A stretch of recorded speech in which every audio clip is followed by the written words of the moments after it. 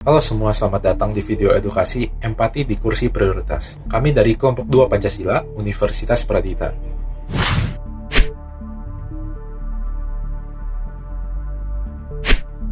Kursi prioritas di KRL adalah fasilitas yang dirancang untuk memberikan kenyamanan bagi mereka yang membutuhkan, seperti ibu hamil, lansia, penyandang disabilitas, dan orang tua dengan anak kecil.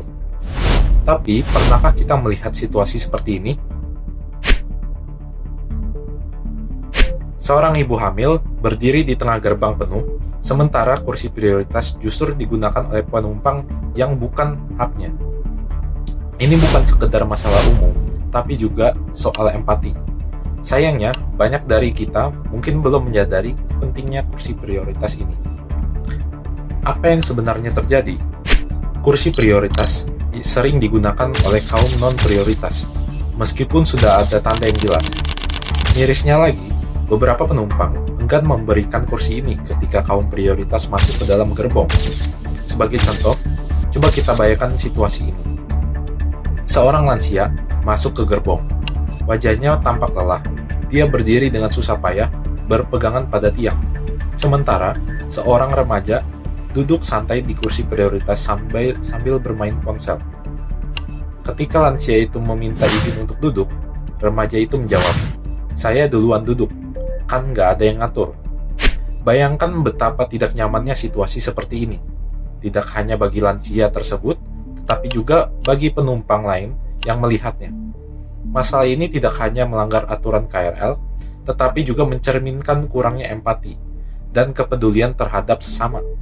Bahkan situasi ini bertentangan dengan nilai Pancasila, terutama sila kelima, keadilan sosial bagi seluruh rakyat Indonesia.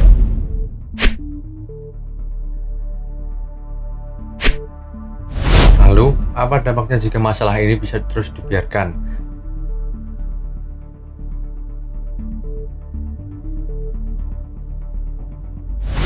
Bagi kaum prioritas, mereka kehilangan hak untuk merasa nyaman selama perjalanan.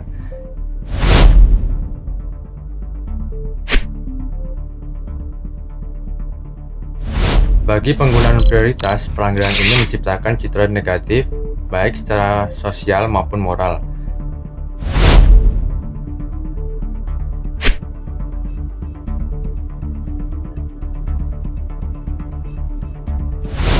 Bagi transportasi umum seperti KRL, kepercayaan masyarakat terhadap aturan akan ketertiban bisa menurun.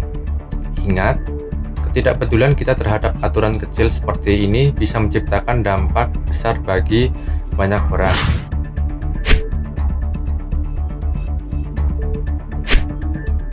Ada 3 langkah praktis yang bisa diambil untuk mengatasi masalah ini. 1.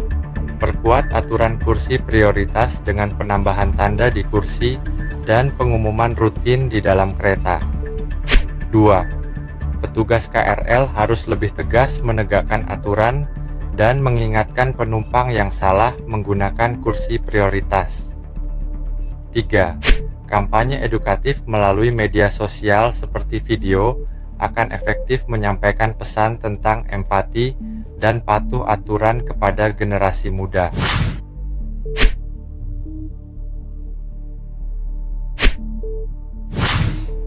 Kenapa kita harus peduli?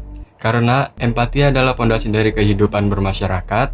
Dengan menunjukkan kepedulian kepada mereka yang membutuhkan, kita tidak hanya membutuhkan orang lain, tetapi juga memperkuat nilai-nilai manusia di dalam diri kita sesuai seperti pada sila kelima tentang keadilan sosial yang mesti dirasakan oleh semua manusia dengan haknya.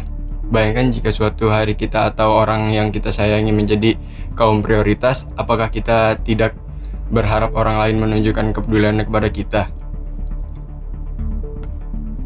Kursi prioritas bukan sekedar kursi.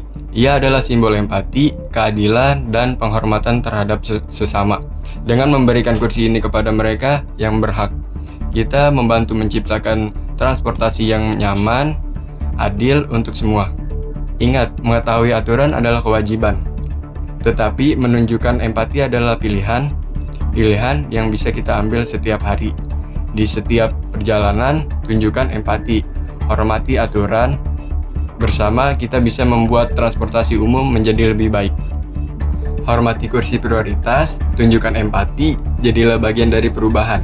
KRL bersama untuk transportasi yang adil.